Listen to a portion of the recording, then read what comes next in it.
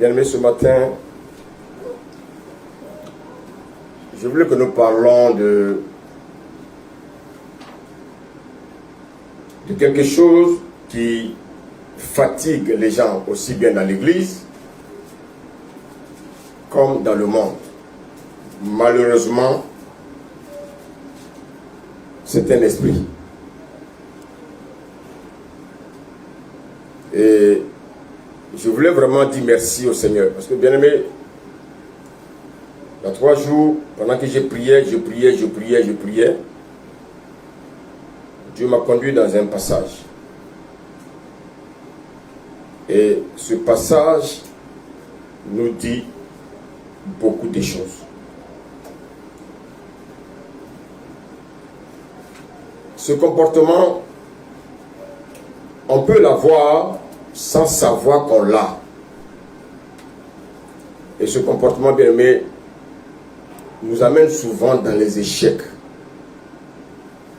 Ce comportement nous amène souvent à douter de nous. Alors que Dieu nous a donné des choses.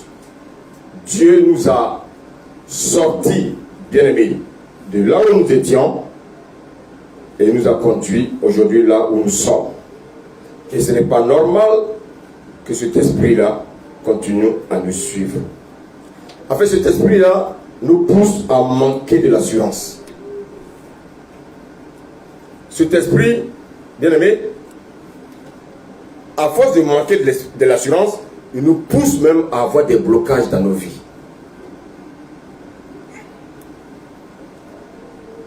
Ça te permet souvent tu te sens, tu n'es pas à l'aise. Tu n'es pas à l'aise dans ta peau.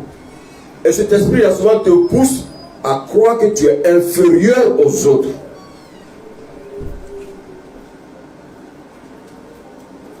Malheureusement, comme je l'ai dit, cet esprit-là règne aussi dans l'église. Et cet esprit, pour moi, c'est un esprit, bien aimé, qui constitue dans l'homme, qui peut créer dans l'homme ce qu'on appelle un blocage spirituel. Et si on ne prend point garde, il y a des choses qu'on ne peut pas développer. Alors que Dieu, comme je l'ai dit, Dieu a déposé des choses en nous. Mais cet esprit-là, il nous tient captifs. Je voulais qu'on prenne nos Bibles dans 2 Timothée.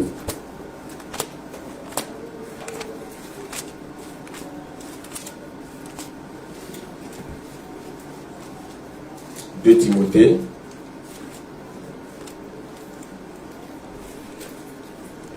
Timothée 1.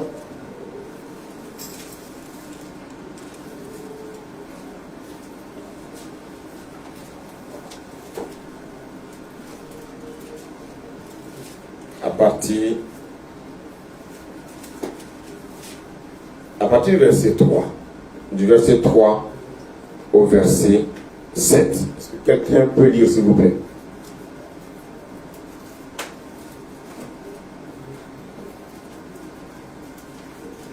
Amen. Amen. 2 Timothée 1, verset 3 à 7. Je rends grâce à Dieu que mes ancêtres ont servi et que je sers avec une conscience pure. De ce que nuit et jour, je me souviens continuellement de toi dans mes prières, me rappelant tes larmes et désirant te voir, afin d'être rempli de joie. Verset 5. Gardant le souvenir de la foi sincère qui est en toi, qui habita d'abord ton aïeul Loïs et dont ta mère Eunice, et qui, j'en suis persuadé, habite aussi en toi. Verset 6. C'est pourquoi je t'exhorte à ranimer le don de Dieu que tu as reçu par l'imposition de mes mains. Verset 7. Car ce n'est pas un esprit de timidité que Dieu nous a donné, mais un esprit de force, d'amour et de sagesse. Amen. Alors, bien aimé, ce matin, je voulais qu'on parle un peu de l'esprit de timidité.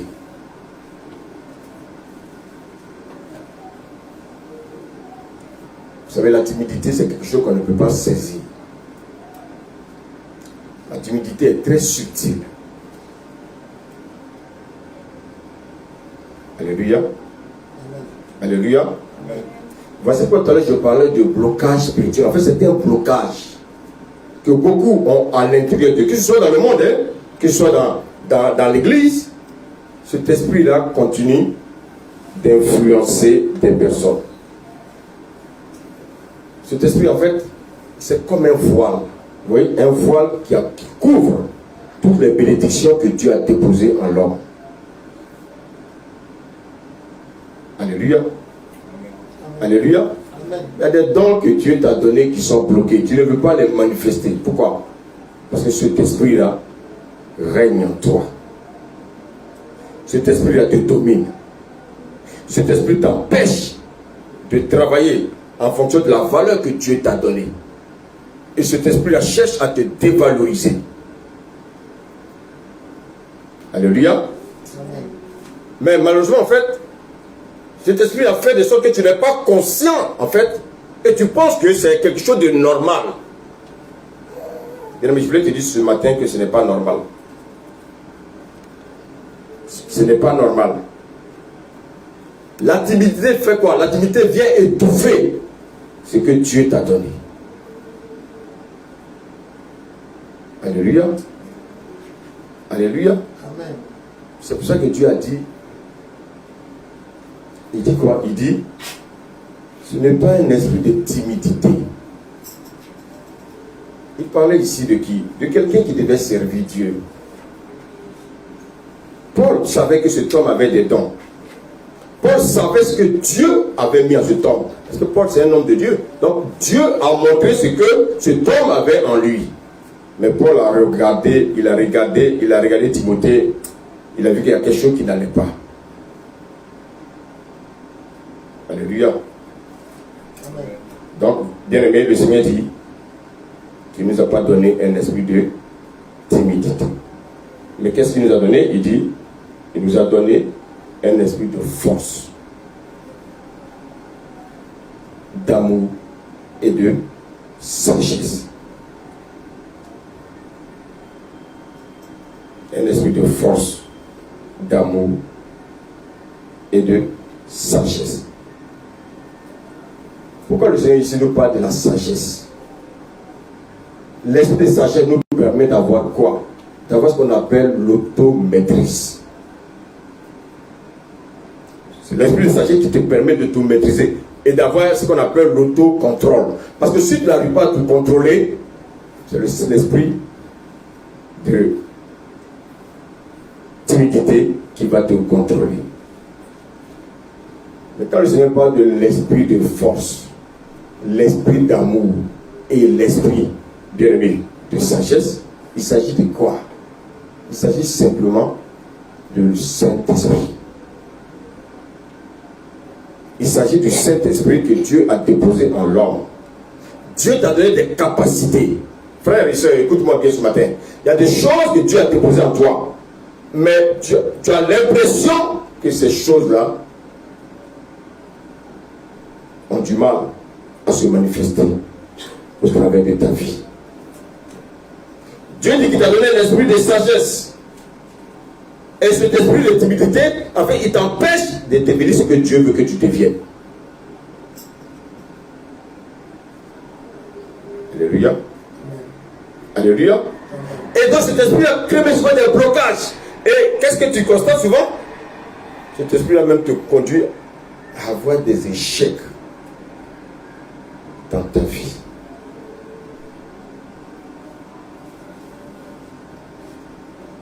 Alléluia. Il t'empêche de devenir ce que Dieu veut que tu deviennes.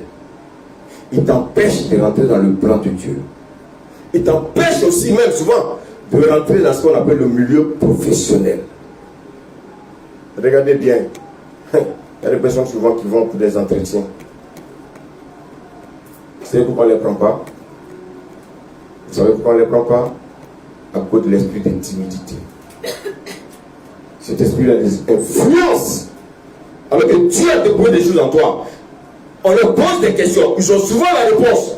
Mais ils doutent. Mais qu'est-ce qui l'amène à douter? L'esprit de timidité. L'esprit de timidité. L'esprit de timidité également empêche les gens d'être épanouis dans le Seigneur. Pourquoi? Parce que l'esprit de timidité veut te contrôler. L'esprit de timidité veut t'empêcher d'aller vers le Seigneur. Pourquoi? Parce que l'esprit de timidité veut te contrôler. Mais une chose encore, c'est que l'esprit de timidité, il veut t'empêcher de te sauver et de sauver ton frère. Il veut t'empêcher de te sauver et de sauver ton prochain.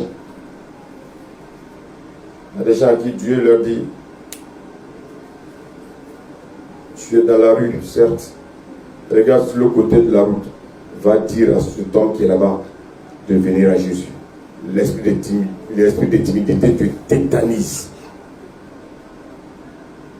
Il te tétanise.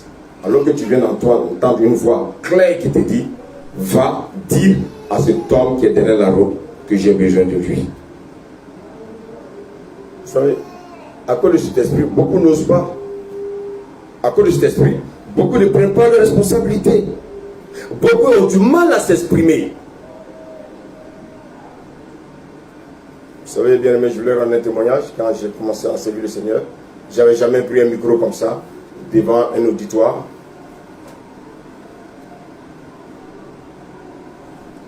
Alléluia. C'est pas facile de parler devant un auditoire. C'est pourquoi on a même vu le témoignage ici. Quelqu'un qui a dit non, il ne faut pas m'interroger parce que j'ai du mal. Vous croyez que c'est normal? Non, ça c'est un esprit de timidité. Je vois que l'esprit de timidité nous tient. L'esprit de timidité veut contrôler notre vie. L'esprit de timidité veut nous dire ce que lui veut qu'on fasse. Alléluia. Regardez bien souvent. L'esprit de timidité, on dit souvent aux gens de chanter. Regardez, ils sont tétanisés. Vous savez pourquoi? C'est l'esprit de timidité qui t'empêche d'ouvrir ta bouche. L'esprit de timidité t'empêche de t'exprimer. Il y a des gens en plénière. Souvent quand les gens ont des réunions dans leur service, il y a des gens qui n'ont jamais ouvert la bouche. Pourquoi? Alors qu'ils ont des choses à dire. Ils se bloquent. Pourquoi? Parce que l'esprit de timidité les contrôle.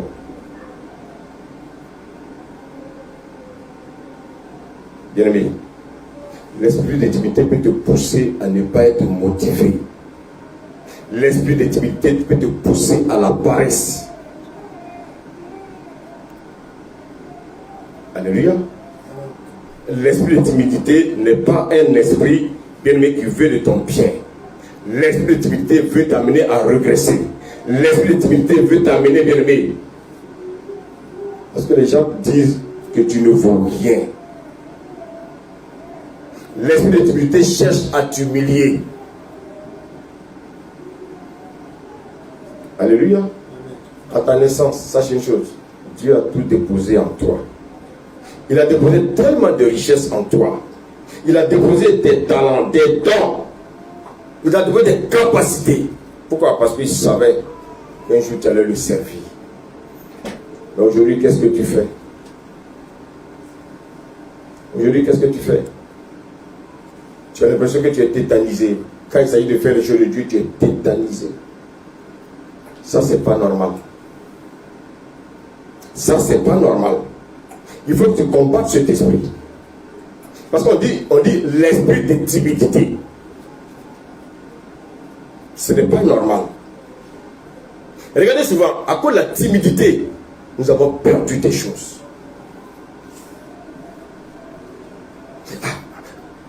Il te bloque parce qu'il sait que là où tu pars, tu vas obtenir des bénédictions. Il ne veut pas. Alléluia. L'esprit de timidité appelle également un autre esprit. L'esprit de peur. Les deux travaillent ensemble.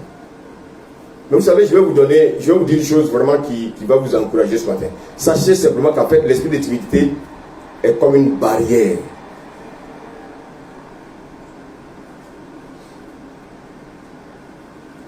Qu'est-ce qu'on peut faire une barrière? Une barrière, on s'arrête.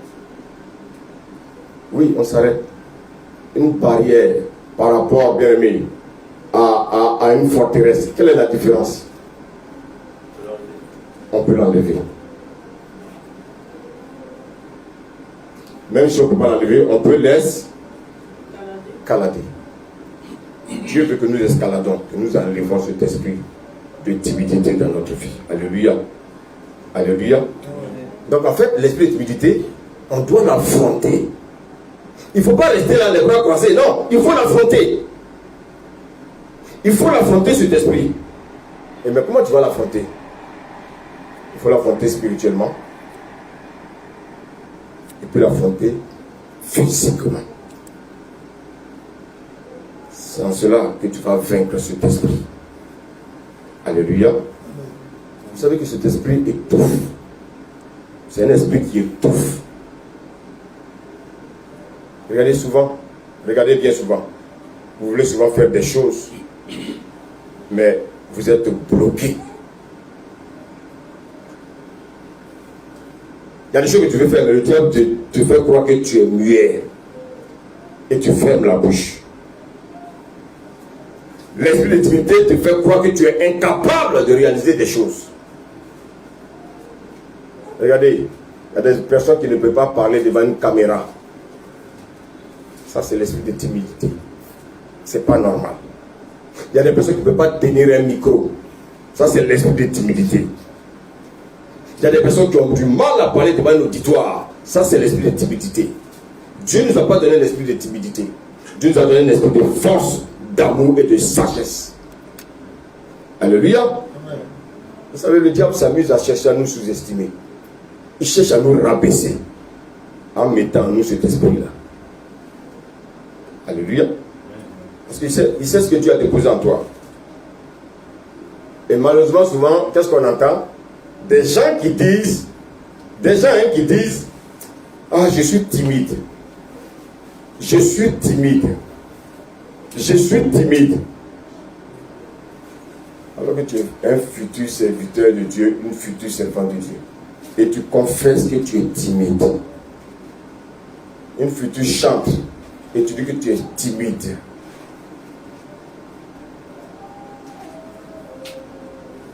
Alléluia.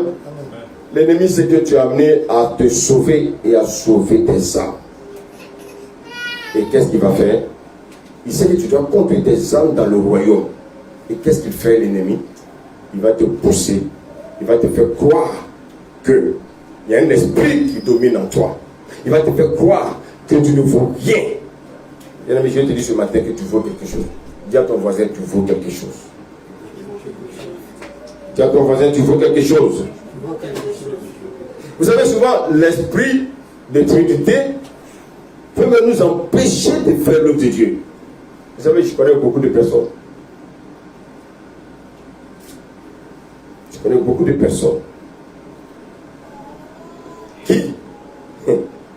Qui doivent servir le Seigneur. Et ces personnes sont mortes sans avoir accompli l'œuvre pour laquelle Dieu les a mis au monde. À cause de quoi? À cause de l'esprit de timidité. Si Paul révèle ça à Timothée, c'est parce que c'est un esprit qui allait détruire son ministère. Il y a des gens qui sont appelés à un ministère. Ils n'ont jamais bien aimé réaliser le ministère. Ils n'ont jamais exercé le ministère. Ils sont morts. Pourquoi? À cause de l'esprit de timidité. Maintenant, quels sont ceux, en général, qui ont l'esprit de timidité? Écoutez-moi bien. C'est des personnes de leur bas âge qui ont connu des attouchements. C'est des personnes de leur bas âge. On a abusé d'elles. C'est des personnes de leur passage. On les a violentées. C'est des personnes de leur bas âge ont toujours été rejetées. Et ces personnes se forment une carapace. On voit la coquille, on voit la carapace, mais la timidité est à l'intérieur de cette personne. Pourquoi? Parce que cette personne a connu de la violence dès son passage. Et vous allez voir tout à l'heure comment ces personnes-là se défendent.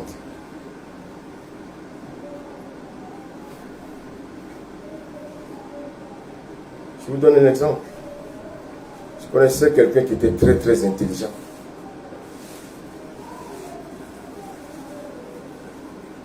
Il est allé à l'oral du bac. Vous savez que nous, à notre temps, je ne sais pas si ça se passe aujourd'hui, il y avait ceux qui étaient admis sur le champ. Il y avait un deuxième groupe qui devait aller au rattrapage. Mais ce rattrapage se faisait à l'oral. Je ne sais pas s'il y en a, je ne sais pas si ça se continue aujourd'hui. Est-ce que ça continue aujourd'hui en France? Ok.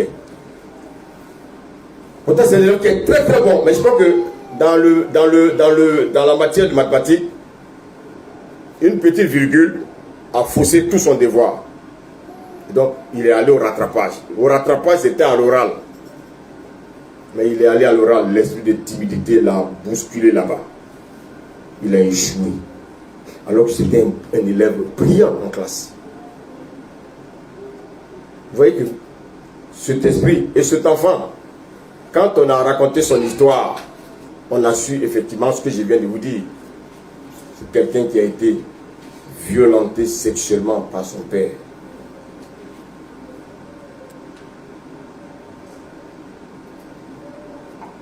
Alléluia. Pour ça que faites attention à qui vous confiez vos enfants.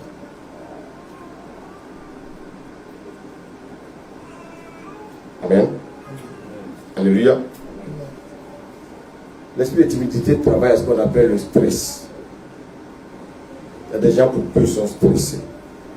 C'est l'esprit de timidité qui pousse les personnes à être stressées. Regardez bien comment quelqu'un qui apprend tout son code, le code, il apprend, il va à l'examen, on lui pose une question, il est tétanisé. Vous savez pourquoi? C'est l'esprit de timidité.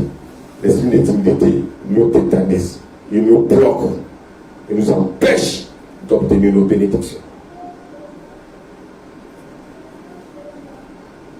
Est-ce que quelqu'un me suit ce matin? Est-ce que quelqu'un me suit ce matin? L'esprit de timidité nous pousse, bien aimé, à perdre souvent nos moyens intellectuels, nos moyens physiques, pour pouvoir réaliser des choses que nous avons déjà prévues. L'esprit de timidité. L'esprit de timidité, c'est un esprit à vaincre. L'esprit de timidité, c'est un esprit bien-aimé que nous devons vaincre. Vous savez, je voulais vous fortifier ce matin. Dis à ton voisin, tu as un potentiel énorme. Dis-lui, tu as un potentiel énorme. Alléluia. Dis-lui, ne laisse pas l'esprit de timidité t'influencer. Dis-lui.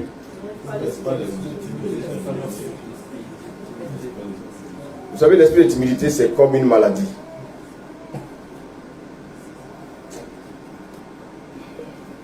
Regardez.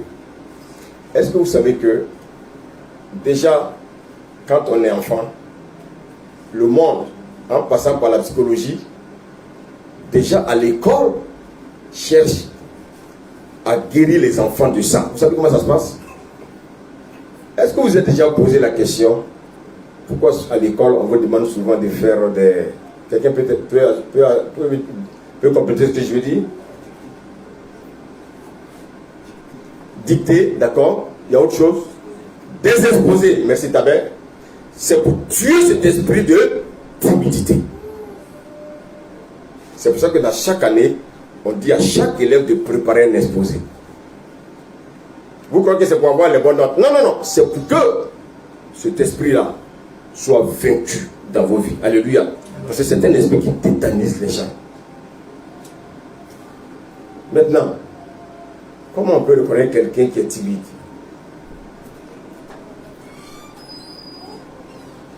Alléluia. Vous savez, une personne timide, elle règle ses problèmes avec la colère. Je reprends. Une personne timide, elle résout ses problèmes avec la colère. Voici comment on reconnaît les personnes timides. Les personnes timides, on les reconnaît, bien aimés, par ça. Vous savez pourquoi? Parce qu'ils veulent échapper à ce qu'on leur reproche. Non.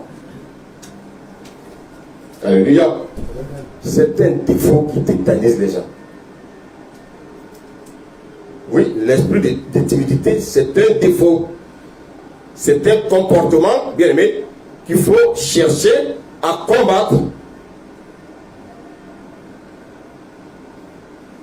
Voici pourquoi déjà, comme je l'ai dit, dès le collège, on demande aux élèves de faire, bien aimé, des exposés.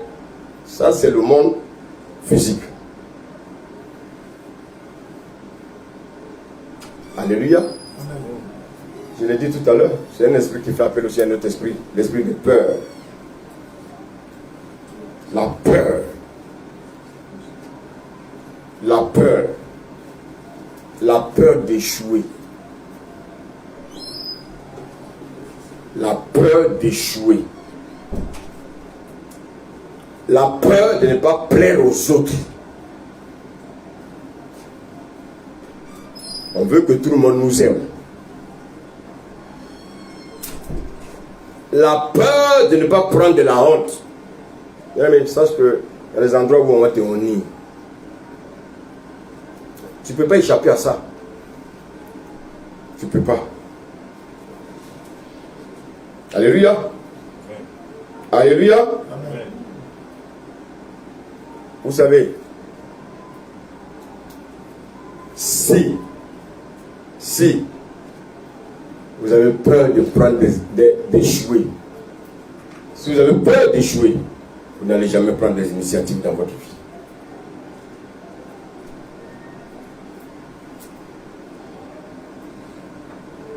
Regardez bien les enfants. Beaucoup d'enfants, quand on les voit déjà à bas âge, on voit cette timidité-là. Cette timidité. Et les instituteurs, et même jusqu'au collège, ils constatent la timidité des enfants. Pourquoi? Parce que dans leur formation, c'est des choses qu'on leur apprend. Voici pourquoi vous allez voir que souvent, le professeur, on a l'impression qu'il est concentré sur un seul élève. Quand il pose des questions, toi, parce qu'il a vu en celui-là, cet esprit de timidité-là qu'il veut guérir. Et souvent, qu'est-ce qu'on voit? Nous, on prend ça mal. Le professeur, là, il est contre moi. Non, il n'est pas contre toi. Il est en train de guérir quelque chose qui est caché en toi. Mais malheureusement, l'esprit de timidité, on dit un esprit de timidité. Donc, on ne peut pas le guérir de manière physique. Alléluia. Alléluia. Amen. Bien-aimé, cet esprit, tu dois le dominer. Comment tu peux dominer l'esprit de timidité? Il faut te valoriser toi-même. Il faut te valoriser toi-même. Il faut reconsidérer ce que tu as en toi. Il faut mettre en valeur ce que vous avez. Écoutez-moi, tu es talentueux. Peu importe qui tu es, enfant, que tu sois pauvre, riche, soit blanc, noir ou jaune, il faut savoir que tu as un potentiel que Dieu a déposé en toi. Si tu es une créature de Dieu, que Dieu a déposé quelque chose en toi. Dieu a déposé un talent. Et ce talent-là, tu dois le faire bénéficier par les gens qui sont autour de toi. Mais l'esprit de timidité te bloque pour que les gens en face de toi ne bénéficient pas de ce talent que Dieu a déposé en toi. Alors je voulais dire à quelqu'un ce matin, si vraiment tu es chrétien, cet esprit de timidité ne doit pas te dominer. Tu dois prendre le dessus sur cet esprit. Alléluia. Maintenant, comment tu peux vaincre cet esprit? Le Seigneur dit qu'il t'a donné un esprit de force, d'amour et de sagesse. Comment tu peux vaincre cet esprit?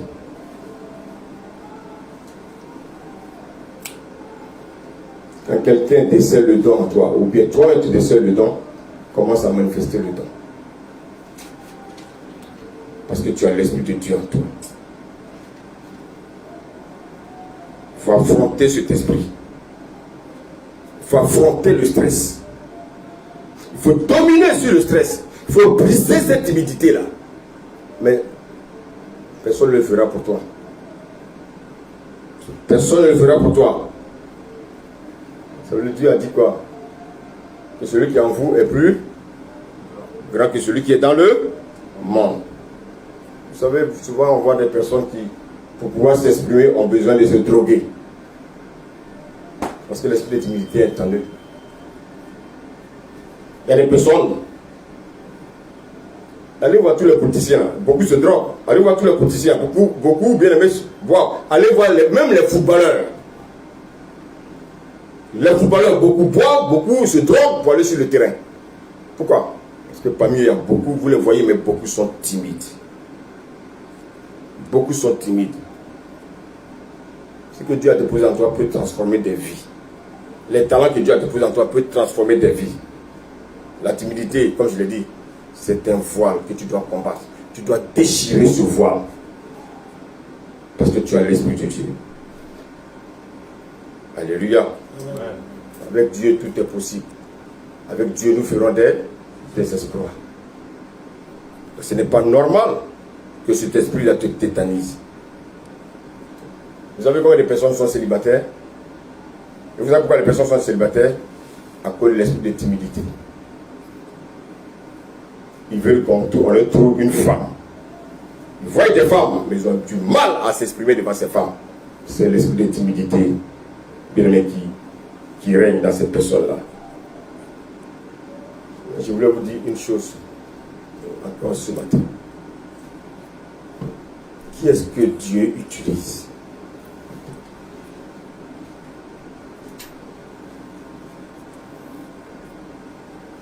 Qui est-ce que Dieu utilise? Alors, dans le livre de 1 Samuel 13.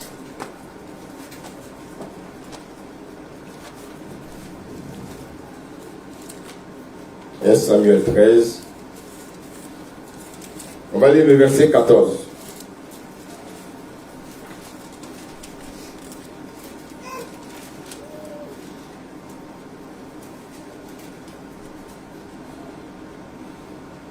Samuel 13, verset 14. Je lis la parole de Dieu. Amen.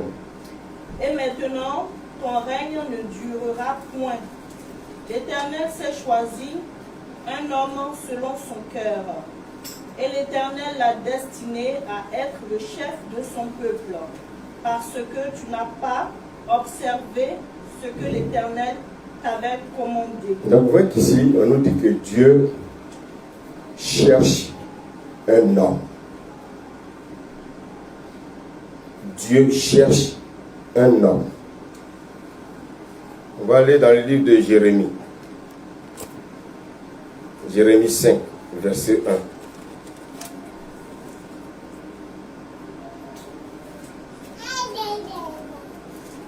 Jérémie 5, verset 1.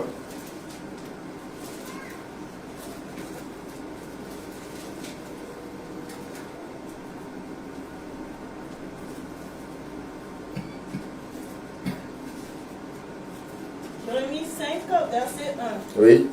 Parcourez les rues de Jérusalem. Regardez, informez-vous. Cherchez les places. S'il s'y trouve un homme, s'il en a un qui pratique la justice, qui s'attache à la vérité. Et je pardonne à Jérusalem. Donc ici encore, Dieu cherche un homme. Dieu dit cherche un homme. Regarde à côté là, lis le Jérémie 4, verset 25. Jérémie 4, verset 25. Je regarde, et voici, il n'y a point d'homme. Dieu dit, il regarde, il ne voit point d'homme. Attendez, dites-moi, tous les hommes qui sont sur la terre là, Dieu ne voit point d'homme. Mais quel homme Dieu cherche là? Quel homme Dieu cherche? On est dans Ézéchiel. Ézéchiel 22. Verset 30. Ézéchiel 22, verset 30. Oui. Je cherche parmi eux un homme qui élève un mur. Dieu dit cherche parmi eux un homme qui élève un mur. Un homme qui élève un mur. Quel est cet homme que Dieu cherche? Jean 4, verset 23.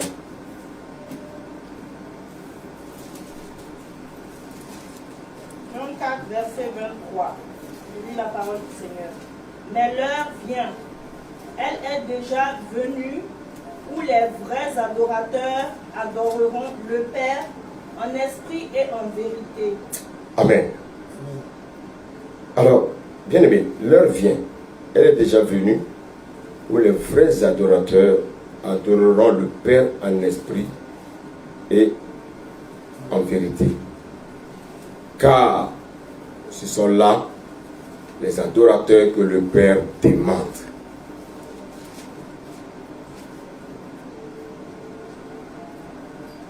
Alors, Dieu dit, tout à l'heure Dieu a dit qu'il n'y a point d'homme.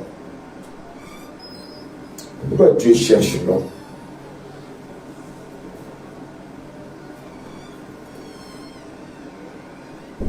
Vous voyez qu'ici, Dieu ne parle pas de pénurie de médicaments. On ne parle pas de, oui, je cherche des médicaments, je cherche des médecins, parce que bien aimé, il y a des pays où souvent il manque même des médecins, malheureusement. La France commence même aussi à manquer des médecins. Aujourd'hui, les nouveaux malades ne peuvent plus avoir un nouveau médecin, ça devient très grave.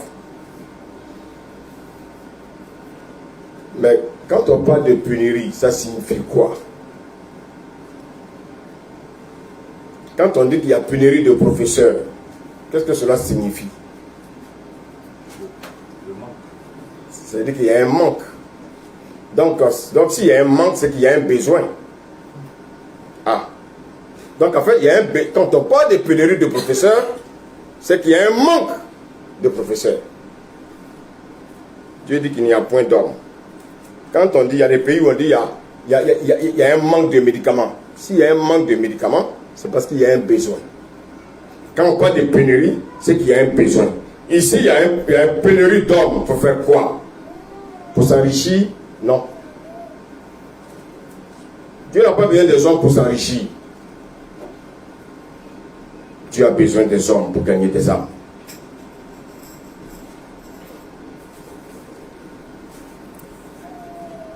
Vous voyez qu'en fait, il y a une pénurie d'hommes pour évangéliser. Il y a une pénurie d'hommes pour gagner des âmes. Donc depuis le temps de Samuel jusqu'à ce jour, Dieu cherche des hommes. Mais pour faire quoi? Pour évangéliser. Jusqu'à ce jour, en 2023, Dieu cherche des hommes pour évangéliser. La Bible nous dit quoi? Qu'il arrive bientôt. Dieu veut un homme qui forme des disciples. Un homme qui regarde les autres comme étant en dessous d'eux. Dieu cherche des hommes humbles. chez des hommes qui sont prêts à s'abandonner à lui. Mais il ne trouve pas.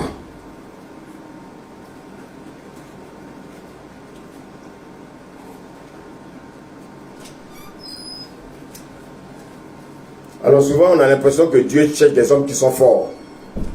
On a l'impression que Dieu cherche des hommes qui connaissent toute la Bible. Dieu n'en a pas besoin.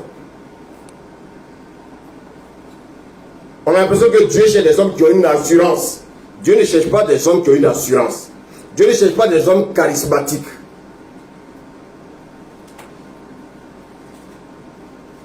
Ça n'intéresse pas Dieu. Dieu ne cherche pas des personnes éloquentes. Non. Dieu ne cherche pas ces hommes.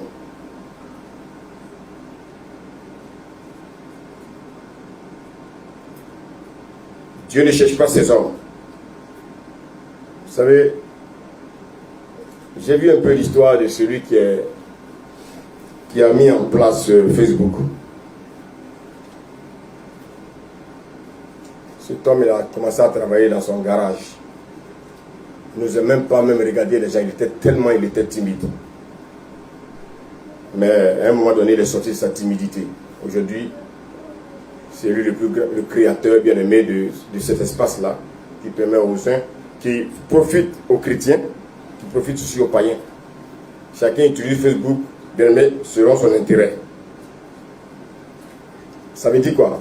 Ça veut dire que voici des personnes qui ont vaincu leur esprit de timidité et qui ont fait quoi?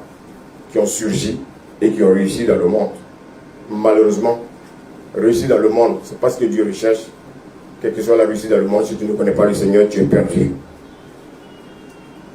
Dieu recherche des hommes qui évangélisent. Dieu recherche des hommes qui évangélisent. Vous savez, je peux avoir une machine. Mais le plus important, ce n'est pas la machine. Le plus important, c'est la main. La main qui va manier la machine. C'est ce que Dieu cherche. Vous savez, le Seigneur a dit à Paul, Paul a dit au Seigneur, est-ce que tu peux m'enlever les chartes? Le Seigneur dit, non, non, ma grâce te suffit. Moi, Dieu, je me glorifie dans votre faiblesse.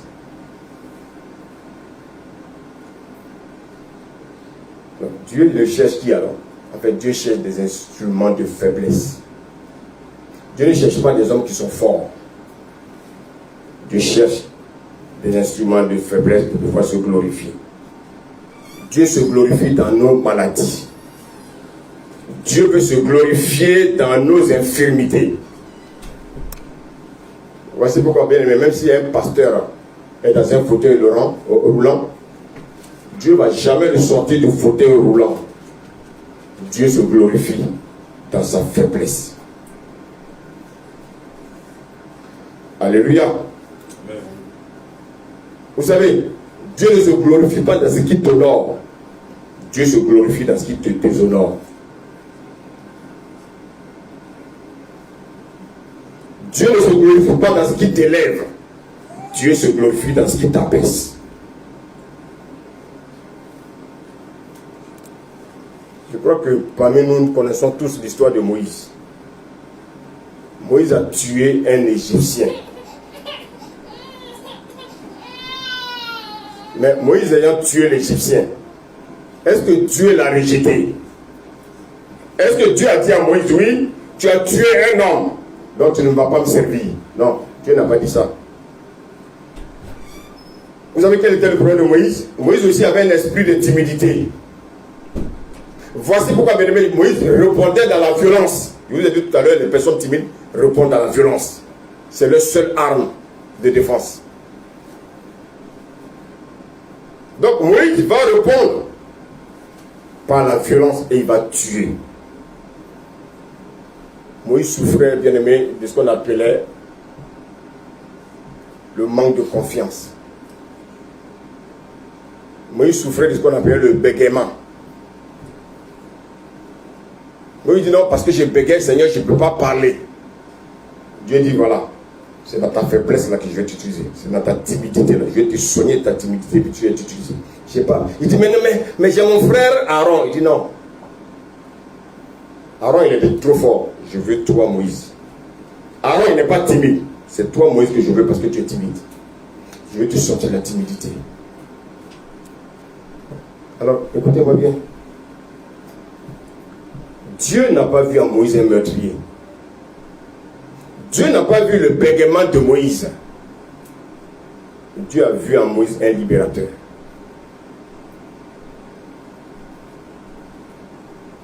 Est-ce que quelqu'un me suit ce matin? Quelqu'un me suit ce matin? Dieu n'a pas vu Moïse, un Moïse meurtrier. Dieu a vu en Moïse un libérateur. Quelqu'un qui était faible. Quelqu'un qui avait un esprit de timidité. C'est lui que Dieu est allé utiliser.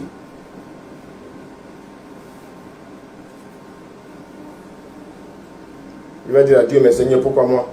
Mais j'ai mon frère Aaron. Dieu dit non, Aaron il ne bégait pas. Je n'ai pas besoin de lui.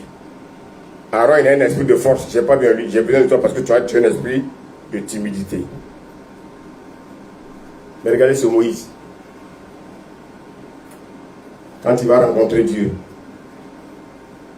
qu'est-ce qui va se passer dans la vie de Moïse? Moïse va séparer la mer Rouge en deux. C'est Moïse qui va recevoir les 10 commandements. Alléluia. Alléluia. Cet homme qui disait qu'il était faible, qui bégayait. Cet homme qui était meurtrier. C'est lui que Dieu va utiliser. Mais pour libérer le peuple. Pourquoi? Parce que Dieu voulait le guérir de l'esprit de timidité. Qu'est-ce qui peut guérir l'esprit de timidité? C'est l'esprit de force. L'esprit de force, c'est quel esprit? C'est le Saint-Esprit. Quand vous lisez les livres de Juges, il y a aussi un autre homme là-bas, il s'appelle Gédéon. Il dit quoi, Gédéon? Ils étaient maltraités par les Madianites. Et Dieu, qu'est-ce qu'il va faire? Il va aller vers Gédéon. Il va dire, c'est toi que j'ai choisi pour libérer ton peuple. Il va dire, non, je suis jeune, je suis le plus pauvre de ma famille. Le Seigneur me dit, mais qu'est-ce que ça a à voir? Pourquoi il disait ça au Seigneur? Parce qu'il avait l'esprit de timidité. Il dit, ma famille est la plus pauvre. Vous savez que malheureusement, les pauvres sont méprisés. Donc il avait cet esprit de timidité à appeler l'esprit de mépris dans la vie de cet homme. Seigneur, je me suis trop jeune. Ma famille est la plus pauvre. J'habite la plus petite maison de mon père. Bien-aimé, c'est cette personne-là que Dieu cherche. Dieu s'en fout de notre pauvreté. Dieu s'en fout de notre richesse. Dieu s'en fout que tu sois petit. Dieu s'en fout que tu sois jeune. Dieu s'en fout que tu sois un meurtrier. Dieu voit en toi un libérateur. Dieu voit en toi un serviteur de Dieu. Alléluia. Amen. Être pauvre n'est pas une excuse. Être enfant n'est pas une excuse. Dieu peut utiliser un enfant. Est-ce que vous connaissez mon âge? Je ne sais pas mon âge. Il y en a peut-être qui connaissent mon âge. Il y en a qui ne connaissent pas mon âge. Mais Dieu n'a pas besoin d'âge. Un homme âgé peut servir Dieu. Un enfant peut servir Dieu. Mais qu'est-ce que Dieu fait? Dieu va d'abord te guérir de l'esprit de timidité. Alléluia. Amen. Alléluia. Amen. Bien-aimé, écoute-moi. Jésus, il n'est pas venu pour chercher les hommes qui sont forts. Il est venu pour chercher les hommes qui sont timides. Les hommes qui ont été englobés par cet esprit de timidité, c'est ceux-là que Jésus est venu pour guérir. Alléluia. Amen. Alléluia. Amen. Maintenant, quel est ton véritable problème? Ton véritable problème, c'est l'incrédulité. L'esprit de timidité nous pousse à l'incrédulité. Regardez. Est-ce Est-ce que normalement un chrétien doit être timide? Répondez-moi s'il vous plaît. Est-ce qu'un chrétien normalement doit être timide? Vous savez un verset qui nous montre qu'un chrétien ne doit pas être timide?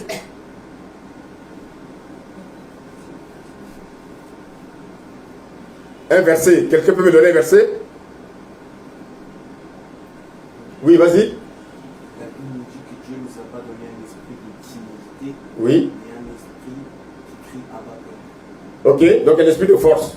Très bien. Il y a un autre passage qui montre que le chrétien ne doit pas avoir un esprit de timidité. On va prendre Galates 2, s'il vous plaît.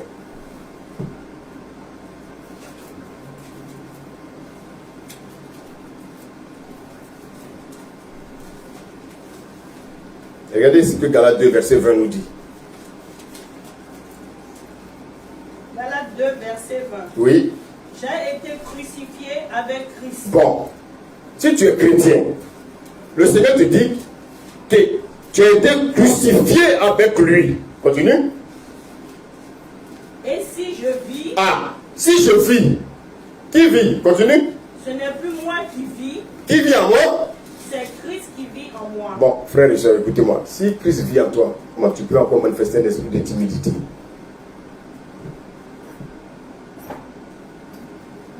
Si Christ vit en toi, prends de la hauteur. Si tu crois réellement que Christ vit en toi, tu dois sortir des œuvres de la chair. Si tu crois que Christ vit en toi, tu dois sortir des pleurnichements. Si tu crois que Christ vit en toi, sors des jérémiades. Si tu crois que Christ vit en toi, sors des lamentations. Parce que Dieu t'a donné un esprit de force, un esprit d'amour, un esprit de sagesse. Gédéon était un peu heureux. Mais qu'est-ce qui a poussé Gédéon à avoir la peur? L'esprit de timidité. Vous savez, quand il battait le froment, vous savez ce qu'il faisait? Il avait toujours ses yeux par derrière, parce qu'il pensait que les Madianites allaient le surprendre. Si réellement tu as rencontré Dieu, tu n'es plus la même personne. Quand Dieu l'a fortifié pour aller combattre les Madianites, il voulait partir avec combien de soldats? Pour ceux qui lisent la Bible, il voulait partir avec combien de soldats? 300. Qu'est-ce que Dieu lui a dit?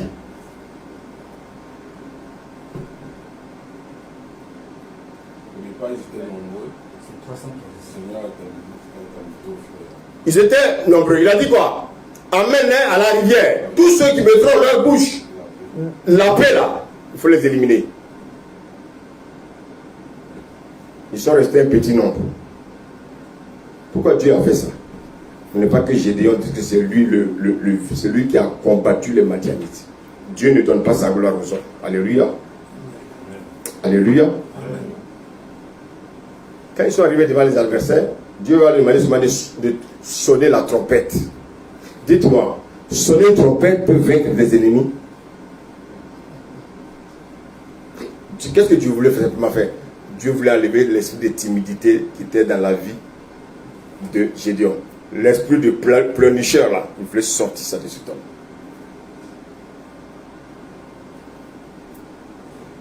Vous avez aussi entendu l'histoire de David. Un pauvre berger méprisé par son père. Vous savez que David n'avait pas la même mère que les autres frères.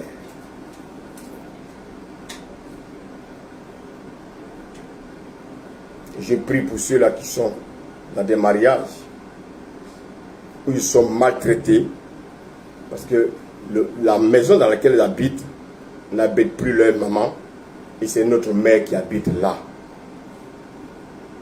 Vous savez, c'est une grâce de vivre avec tous ses parents.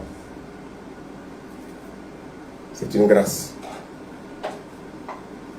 Regardez bien. Dieu envoie Samuel chez le père de David. Comment il s'appelait le père de David?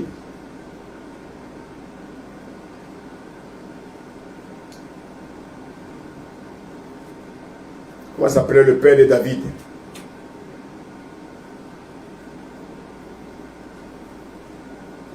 Donc Dieu envoie Samuel chez Isaïe.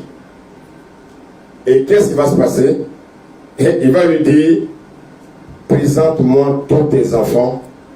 Parce qu'il y a un parmi eux qui a été choisi. Je suis venu le oindre pour devenir roi d'Israël. Qu'est-ce que le Père a fait? Oui, vas-y. Il a présenté tous les frères sauf David. Vous savez, quand je lis ce passage, j'ai mal au cœur. Un père qui oublie un de ses fils. Pourquoi? Parce qu'il est berger. Parce qu'il est le plus méprisé de la famille. Personne ne le respecte.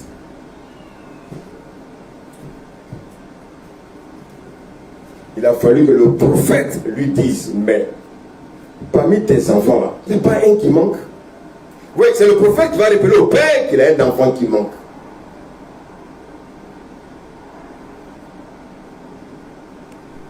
Ce n'est pas normal. David était derrière les bœufs. Il avait aussi un esprit. Il a tellement été méprisé, rejeté. David avait un esprit de timidité là où il était. David, vous savez à quel moment David mangeait? Quand les frères ont fini de manger. C'est le reste qu'on amenait à David.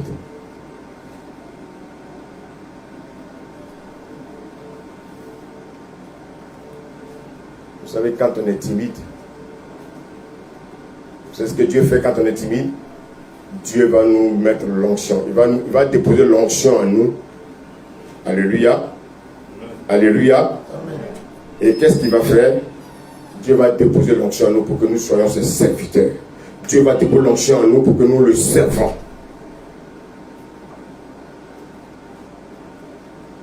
David va être celui-là qui va être le serviteur de Dieu.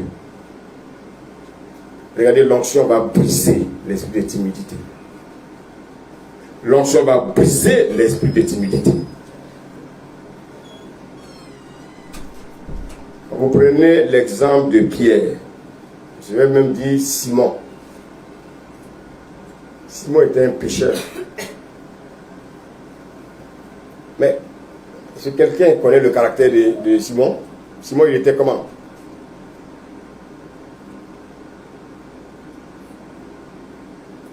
Il était comment? Il était fougueux, il était impulsif, il était très coléreux. Vous savez pourquoi il était très coléreux? Parce qu'il avait un esprit de timidité. Vous voyez qu'en fait, tous ceux qui sont timides, ils règlent leurs problèmes dans la violence. Pourquoi les jeunes aujourd'hui sont adonnés à la drogue? Et puis ils deviennent violents? Parce qu'au fond d'eux, ils sont timides.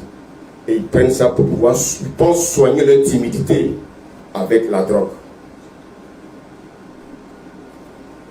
Et ils deviennent violents. Mais regardez, celui-là qui marchait avec Jésus, à un moment donné, qu'est-ce qu'il va faire? Il va régner Jésus. Mais pourquoi il va régner Jésus? Parce qu'il avait un esprit de timidité.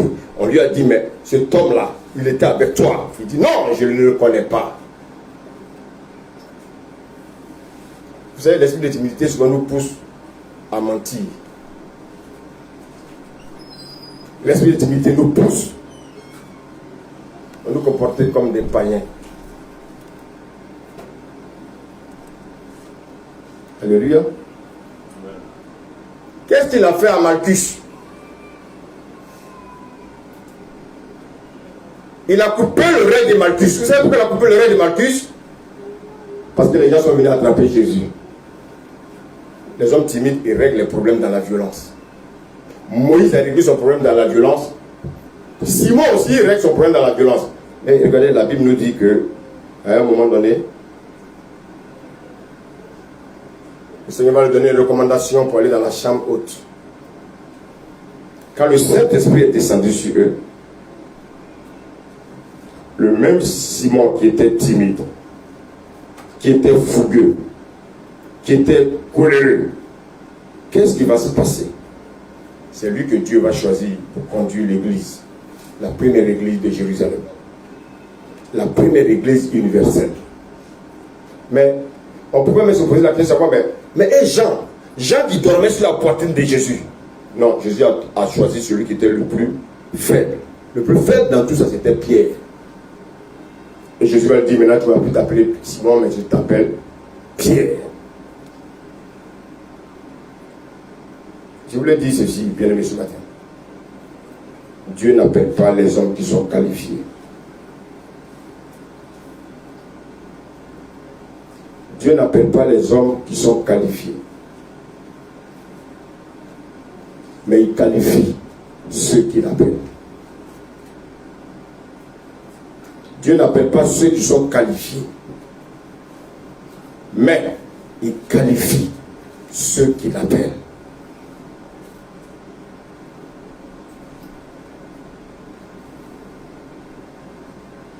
Dieu t'appelle, il va te donner les qualifications, il va te donner les attributions, les compétences, les capacités. Et tout ça, c'est quoi? C'est ça qui est l'onction. La question que je voulais vous poser, si Dieu était un homme, est-ce que Dieu allait choisir Moïse?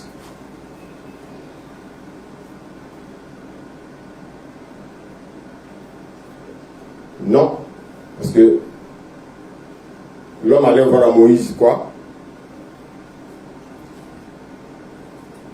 J'ai pas entendu? Qu'est-ce que l'homme allait voir à Moïse?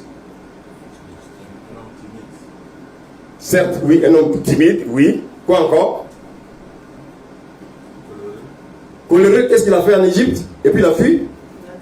Donc l'homme allait voir Moïse, un homme, un assassin, un meurtrier. Donc comme il est un assassin, comme il est un meurtrier, moi Dieu, moi l'homme, je ne peux pas l'utiliser pour travailler chez moi. Pourquoi quand vous cherchez du travail, on vous demande d'aller faire votre casier judiciaire? Il faut savoir si vous êtes des personnes qui avaient des problèmes d'ordre pénal.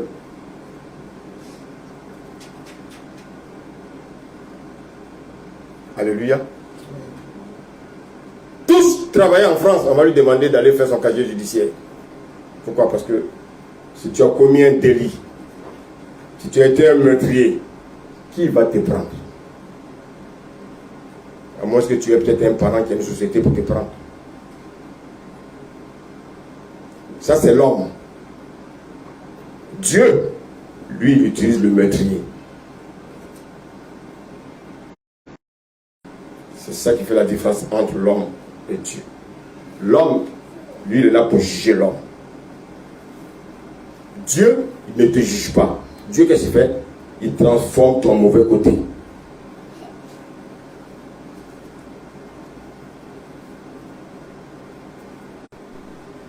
Un homme n'allait jamais aller choisir David. Ah non, il est timide. Ah non, il est un homme méprisé. Dieu utilise les hommes qui sont méprisés. Vous savez quel est le problème de l'homme? L'homme se focalise sur les défauts d'autrui. Mais Dieu, qu'est-ce qu'il fait? Il utilise les défauts des hommes pour se glorifier. Quel est ton défaut? Quel est ton défaut? Dieu ne va pas te chasser. Dieu va utiliser ton défaut. Quelqu'un qui est timide et s'appuie derrière l'alcool, qui s'appuie derrière la drogue. Il dit que Dieu peut l'utiliser. Dieu peut l'utiliser. Dieu peut le toucher. Dieu peut le transformer afin qu'il devienne une nouvelle créature. Et quand tu présentes l'évangile, tu vas présenter l'évangile avec sourire. Parce que l'Esprit de Dieu t'a touché. Alléluia. Vous savez, c'est beau d'être en Christ. Mais évitez de fuir tout le temps le service de Dieu. Tous ceux qui fuient le service, c'est parce qu'ils ont un esprit de timidité. Ne cherche pas à savoir si les hommes vont apprécier. L'homme n'appréciera jamais ce que tu fais. Même si tu dis des choses stupides, devant Dieu, ce n'est pas stupide. Ce qui intéresse Dieu, c'est qu'il doit t'utiliser pour devenir son serviteur. Ce matin, je voulais dire aux autres de prendre vraiment votre nouvel envol. S'il y avait un esprit de timidité en vous, il faut combattre cet esprit. Voici pourquoi nous allons nous lever, nous allons prier, s'il vous plaît.